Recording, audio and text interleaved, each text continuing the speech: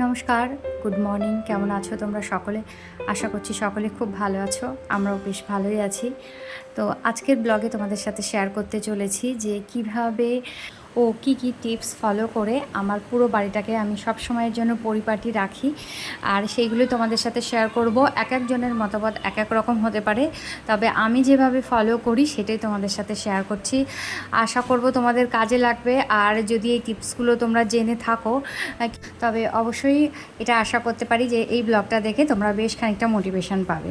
আমার কি মনে হয় বলো তো, যে কোনো কাজ গুছিয়ে করার জন্য চাই পর্যাপ্ত পরিমাণ সময়। তো পর্যাপ্ত পরিমাণ সময় পেতে গেলে অবশ্যই সকাল সকাল ঘুম থেকে উঠতে হবে, কারণ হাতে সময় না থাকলে কোনো কিছুই সুষ্ঠুভাবে করা যায় না। তো ঘুম থেকে উঠেই আমি প্রথমে যে কাজটা করি, বাসি বিছানাটা একদম তোলার চেষ্টা করি ফার্স্টেই। কী বলো তো, দুই ঘরেই আমার বাসি বিছানা থাকে, একটাতে ছেলে শোয়, একটাতে আমি শুই, মানে আমরা শুই আর কি। তো উঠেই আগে ঘরটরগুলো, বিছানাটা অন্তত পরিষ্কার করে রেখে তারপর করি সোফাটা পরিষ্কার, কারণ সোফার অবস্থা খুবই খারাপ থাকে। বিশেষ করে যদি বাচ্চারা বাড়িতে থাকে, তো সে বাড়িতে জিনিসপত্র এলোমেলো হবেই, এখানকার জিনিস ওখানে, ওখানকার জিনিস এখানে, এটা হবে অত্যন্ত স্বাভাবিক। আর পরিপাটি করে গুছিয়ে রাখার ব্যাপারটা কি বলো তো, এটা একটা অনগোয়িং প্রসেস, এটার কোনো শেষ নেই। তুমি আজ এইভাবে রাখলে কিছুদিন পরে মনে হবে যে না, এভাবে না রেখে অন্যভাবে রাখলে বোধহয় আরেকটু ভালো হতো। তো তখন তুমি সেইভাবে রাখবে, দেখবে সেটাই ভালো থাকছে। একবার গুছিয়ে রাখার পরে আর কখনোই হাত দিতে হবে না সেই জিনিসে, এটা কখনোই সম্ভব না। যে কোনো জিনিস, সেটা জামা কাপড় হলে এলোমেলো হবেই একটা টাইমের পর। ঠিক দেখবে যতই সুন্দর করে গুছিয়ে রাখো না কেন, যতই বুদ্ধি খাটাও না কেন, এলোমেলো তোমার হবেই হবে। আবার যে কোনো জিনিস যদি আমরা সাজিয়ে রাখি, সেটাও কিন্তু আমাদের টাইম টু টাইম পরিষ্কার করাটা ভীষণ প্রয়োজন। বিশেষ করে এই ধরনের শোপিসগুলো আমরা যে সুন্দর করে গুছিয়ে রাখি, এটাতে গুছিয়ে রাখার সময় তো খুব ভালো লাগে যে গুছাবো, প্রথম প্রথম লাগাবো, এগুলো ঘরে দেখতে সুন্দর লাগবে। তারপর আমরা মেনটেন করতে পারি না, সেটা কিন্তু খুবই খারাপ লাগে। সেগুলোর উপরে ধুলো ঝুল কালি পড়ে থাকে, আর এইগুলো আমাদের চোখে না পড়লেও যে গেস্ট আসছে আমাদের বাড়িতে, তার চোখে কিন্তু ভীষণভাবে পড়বে। আর এইগুলো আরও বেশি ঘরের শোভাটা নষ্ট করে ফেলে। তো টাইম টু টাইম এইটা একটা মাথায় রাখতে হবে, রুটিন সেট করে, যে আমরা এগুলো একটু পরিষ্কার করব। সেটা সপ্তাহে একদিন হতে পারে, বা একদিন বাদে একদিন হতে পারে। যার সময় আছে সে প্রতিদিনও করতে পারে, এটা তার নিজস্ব ব্যাপার। প্রত্যেকটা পরিবার আলাদা, প্রত্যেকটা পরিবারে মানুষের সংখ্যা আলাদা, তাদের চাহিদা আলাদা, তাদের কাজ করার ধরন আলাদা। সুতরাং কার কেমন হাতে সময় থাকছে সেটাও একটা বিশেষ ব্যাপার, ভাবার বিষয়। তো সবার পক্ষে প্রতিদিন ডাস্টিং করা সম্ভব হয় না, আবার অনেকের ক্ষেত্রে দেখবে প্রতিদিন ডাস্টিং করাটা কোনো ব্যাপারই না। এবার আসি রান্নাঘরের ব্যাপারে। রান্নাঘরে যখন আমরা সবজি কাটবো, তখন যদি একটা পাত্র বা কোনো রকম কাগজ যদি একটু নিচে পেতে নিই, সেক্ষেত্রে কিন্তু সমস্ত আনাজের যে খোসাগুলো, সেগুলো কিন্তু এর মধ্যেই কালেক্ট হয়ে থাকবে, ছড়িয়ে থাকবে না। সেক্ষেত্রে আমাদের কাজ করতেও সুবিধা হবে, রান্নাঘরটাও অনেকটা পরিষ্কার থাকবে। এটা আমি করি, মাঝে মধ্যে আবার করি না। যখন করি তখন কিন্তু বেশ বেগ পেতে হয় আমার, কেননা যদি এরকম ছড়িয়ে ছিটিয়ে থাকে তখন কিন্তু খুব অসুবিধা হয়। আর যারা বটিতে সবজি কাটে, তাদের ক্ষেত্রে বলবো সবসময় একটা কাগজ বা কোনো কিছু একটা ব্যবহার করতে। আমি কি করতাম বলো তো, ওই যে আটা আনে না, বড় বড় আটা বা সয়াবিনের বড় প্যাকেট, ওইগুলো কেটে আমি একটা বেশ বড় একটা কাগজ করে নিতাম, সেটার মধ্যে সমস্ত সব কিছু কালেক্ট করতাম। তারপর আবার যখন সমস্ত কাজ হয়ে যেত, গিয়ে ফেলে দিয়ে আসতাম, ব্যাস হয়ে গেল। আর কোনো রকম অপরিষ্কারের কোনো ব্যাপারই নেই। তো যাই হোক, তোমাদের সাথে কথা বলতে বলতে সকালবেলার বেশ কিছুক্ষণ কাজ আমার হয়ে গেছে। আর এখন আমি রান্না করছি ধোকার ডালনা। তো ধোকার ডালনাটা একটুখানি কড়াইতে নেড়ে চেড়ে নিয়েছি, নিয়ে দেখো এখন এইভাবে রেখে এবার পিস পিস করে একটু পরে কাটবো। আর যতক্ষণ রান্নাটা করি ততক্ষণ আমি বেশ কয়েকটা কমেন্ট পড়ে নিচ্ছি। প্রথমেই বলবো, তিথি শর্টস ভিডিও নামক দিদি আমাকে কমেন্ট করেছে যে আমার এরিকা পামগুলোতে আমি কতদিন পর পর জল দিই। তো দিদিভাই, আমি এই বিষয়ে না ডিটেলসে একটা ভিডিও শেয়ার করেছি, তুমি চাইলে সেই ভিডিওটা দেখে নেবে। দেখলে কিন্তু তোমার ইনডোর যে প্ল্যান্টগুলো আছে সেইগুলো তোমার যত্ন নিতে অনেক বেশি সুবিধা হবে। আর ফার্টিলাইজারের কথা বলছো, ফার্টিলাইজারের ক্ষেত্রে আমি এখানে শুধুমাত্র ভার্মি কম্পোস্ট দিই, আর আর ইদানিং আমি বাড়িতে কম্পোস্ট তৈরি করছি। যদি আমি ভালোভাবে সাকসেসফুল হই তাহলে অবশ্যই তোমাদেরকে জানাবো।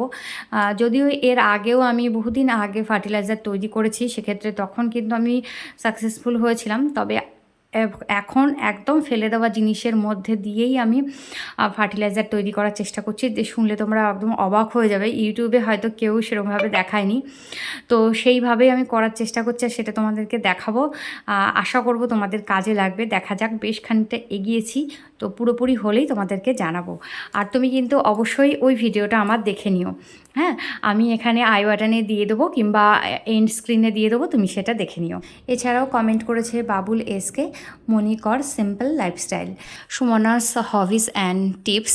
এছাড়াও কমেন্ট করেছে মাম্পি দাস। সবাই খুব ভালো ভালো কমেন্ট করেছে। সবাইকে অনেক অনেক ধন্যবাদ জানাই, আন্তরিকভাবে ধন্যবাদ জানাই। তোমরা এই যে কমেন্টগুলো করো, এগুলো পড়তে আমার খুব ভালো লাগে। কমেন্টের উত্তর দিতে হয়তো আমার দেরি হয়, কিন্তু কমেন্টগুলো কিন্তু আমি পড়ি আর আমার খুব ভালো লাগে। আর আমি ভীষণ উৎসাহিত হই আর কি নতুন নতুন ভিডিও করার জন্য। অনেক কিছুই মাথায় আছে, তবুও সব কিছু সামলে যেহেতু ভিডিও করতে হয়, সেই জন্য সেগুলো আনতে একটু দেরি হয়ে যায়। তো তোমরা সাথে থাকো, আশা করব পরবর্তীতে আরও ভালো ভালো ব্লগ দিতে পারবো। তোমরা অনেক বেশি মোটিভেট হবে আমার ভিডিও দেখে। তো রান্নাবান্না কমপ্লিট হয়ে গেছে কথায় কথায়।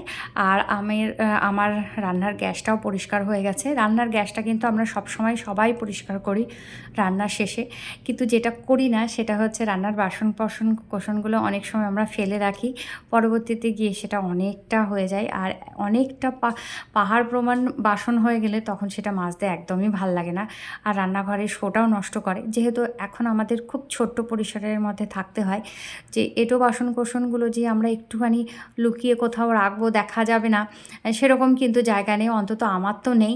আমার মনে হয় 90% মধ্যবিত্তেরও এরকম কোনো জায়গা থাকে না। সুতরাং সঙ্গে সঙ্গে যদি আমরা পরিষ্কার করে রাখি তাহলে দেখতেও ভাল লাগবে। আর আরেকটা যেটা সমস্যা হয় আমাদের, সেটা হচ্ছে রান্নাঘরের সিঙ্ক পরিষ্কার করতে কিন্তু বেশ একটু আলসি লাগে। এটা কিন্তু একদমই ঠিক না। এটা হাইজিনের দিক থেকে দেখতে গেলেও একদমই ঠিক না। যেহেতু আমরা থালা বাসন রাখি এখানে, সবজি ধুই, ফল ধুই, সমস্ত সব কিছু খাওয়ার দাওয়ারের সমস্ত ধোয়াধুয়ি বলো যা বলো সবই সিঙ্কের মধ্যেই হয়। তো সিঙ্কটা যদি পরিষ্কার থাকে রান্নাঘরটা নিট অ্যান্ড ক্লিন লাগে, তাছাড়াও জীবাণুমুক্তও থাকে। তো আমি 1-2 দিন বাদেই সিঙ্কটা পরিষ্কার করি, সেটা ডিপেন্ড করে। অনেক সময় কি হয়, সিঙ্কটা একটু তাড়াতাড়ি অপরিষ্কার হয়ে যায়, তখন আবার বাসন মাজার সাথে সাথে একটুখানি হাত বুলিয়ে নিই। আবার মাছ ধোয়ার পরপরই একটুখানি মেজে নিই, কেননা মাছ ধোয়ার পর যদি এটা না মাজি তাহলে একটা আষ্টে গন্ধ বেরোয়। এরপর আসি রান্নাঘরে যেগুলো ওপেন থাকে, যেসব কৌটো বলো বা যাই বলো না কেন, শেলফ বলো, সেগুলো কিন্তু ভীষণ নোংরা হয়। আর বিশেষ করে সবসময় যেগুলো হাত দিই, যেমন আমার নুন হলুদ, তারপরে তোমার তেল বলো বা যে মশলা রাখার যে টিফিন বক্স, এইগুলো আমার ভীষণ তেলচিটে হয়, নোংরা হয়। তো বেশ 1-2 দিন পর বা টাইম থাকলে হয়তো প্রতিদিনও আমি একটুখানি করে একটা কাপড় দিয়ে একটু পরিষ্কার করে দিই। এটা একটা অভ্যেসে পরিণত করলে দেখতেও ভালো লাগে জিনিসগুলো। আসলে কি বলো তো, যে বয়েমগুলো কিনি আমরা, অনেক সময় কি হয় শখে একটু দাম দিয়ে জিনিসগুলো কিনি। যেমন আমার সেরামিকে নুন হলুদ রাখার যে বয়েমগুলো, ওইগুলো যদি আমি সুন্দর দেখাবে সেই জন্যই তো কিনেছি, যদি সেটাকে নোংরাভাবে রেখে দিই তাহলে সুন্দর তো লাগবেই না, উপরন্তু আরও বেশি খারাপ লাগবে। তো সেক্ষেত্রে কিন্তু সেটা ভীষণই আর কি খারাপ লাগে। তো একটু টাইম টু টাইম পরিষ্কার করলে কি হয়, দেখতেও ভালো লাগে। যে কোনো কাজ করার শেষে তো রান্নাঘরের তোয়ালেগুলো একটু যদি পরিষ্কার করে রাখি তাহলে তেলচিটে ভাবটাও অনেকটা চলে যায়। আর কি বলো তো, আমি সবসময় পছন্দ করি যে পুরনো কাপড়, রান্নাঘরের ক্ষেত্রে পুরনো কাপড়টা আমি ভীষণভাবে পছন্দ করি, কারণ নোংরা হলে আমি ফেলে দিতে পারি। নতুন এই যে তোয়ালেটা দেখছো, এরকম কিন্তু আমি খুব কম ইউজ করি। এই যে ছোট্ট একটা কাপড় দেখছো, ওটা আমি ইউজ করবো, যেই তেলচিটে মনে করবো সেটা আমি তুলে ফেলে দিই। আর যদি তোমরা এরকম কেনা কিছু ইউজ করতে চাও তাহলে অবশ্যই টাইম টু টাইম সেটা একটু গরম জল দিয়ে পরিষ্কার করে নেওয়া ভালো। এতে জিনিসটা ভালো থাকে, দেখতেও ভালো লাগে, নিজেরও ব্যবহার করতে ভালো লাগে। সব কাজ শেষ, এখন ঘর মোছার বেলা। ঘর মোছার ক্ষেত্রে আমি সবসময় ইউজ করি, আমার একদম নাম্বার 1 পছন্দের হচ্ছে লাইজল। তো আমি এখানে তোমাদের 2 রকম দেখালাম, লাইজল এবং সার্ফ। তো লাইজল না থাকলে তোমরা সার্ফ ইউজ করতে পারো। এক্ষেত্রে কি হয়, মেঝের যে তেলচিটে ভাবটা সেটা থাকে না। আর লাইজল ভীষণভাবে তোমার মেঝেটাকে চকচকে করে রাখতে সাহায্য করে। আমার তো সার্ফের থেকেও বেশি পছন্দ লাইজল। তো লাইজল অল্প একটু দিলেই হয়ে যায়। অল্প একটুখানি প্রতিদিন তোমাদের ঘর মোছার জলে একটু ইউজ করো, তাহলে কিন্তু খুব আলাদা করে আর ডিপ ক্লিন করার প্রয়োজন হয় না মেঝে। প্রতিদিন বিকেলবেলা আমরা জামা কাপড় তুলে কী করি, এভাবে তুলে ফেলে রেখে দিই। তো ফেলে রাখি, অনেক সময় আমরা খাটের উপরে রাখি, যার এক্সট্রা খাট আছে, আর যার এক্সট্রা খাট নেই তারা চেয়ারের উপরে বা সোফার উপরে রেখে দিই। তো এত সুন্দর করে ঘরটা সাজানো, যদি আমি এখন পুরনো এই ধোয়া জামা কাপড়গুলো ডাই করে রাখি তাহলে দেখতে সত্যি খুব খারাপ লাগে। তো একটু নিজেকে মোটিভেট করে যদি সাথে সাথে ভাঁজ করে নেওয়া হয়, তাহলে জামা কাপড়ের উপরে রিঙ্কেলও পড়ে না। তো অনেক সময় প্রেস করতে হয় জামা কাপড়, তো সাথে সাথে ভাঁজ করে নিলে কি হয়, প্রেস করারও প্রয়োজন পড়ে না, আর ঘরটা দেখতেও ভালো লাগে। তো সাথে সাথেই শুকনো জামা কাপড়গুলো ভাঁজ করে জায়গার জিনিস জায়গায় যদি আমরা রেখে আসি, তাহলে কিন্তু ঘরটা খুব সহজেই পরিপাটি থাকে। আর সর্বোপরি বলবো বাচ্চাদের এর মধ্যে ইনভলভ করার, যদিও আমি তোমাদের জ্ঞান দিলেও আমি নিজে এখনও করে উঠতে পারিনি, তাদেরকে আমি শিখিয়ে উঠতেই পারলাম না যে জায়গার জিনিস জায়গায় রাখতে হয়। তো বাই চান্স তোমরা যদি পারো অবশ্যই আমাকে কমেন্ট করে জানিও, আমিও তোমাদের পদ্ধতি অবলম্বন করে শিখতে চাইবো যে বাচ্চাদের কীভাবে এর মধ্যে ইনভলভ করতে হয়। আর কী বলো তো, বাচ্চাদের ইনভলভ করে রাখলে বা ঘরটাও সবসময়ের জন্য খুব ভালো পরিপাটি থাকে। তো চলো আজকের ব্লগটা এখানেই শেষ করলাম। ভালো লাগলে প্লিজ লাইক কমেন্ট শেয়ার করে দিও। আবার দেখা হবে নতুন একটা ব্লগে। ততক্ষণ ভালো থেকো, সুস্থ থেকো।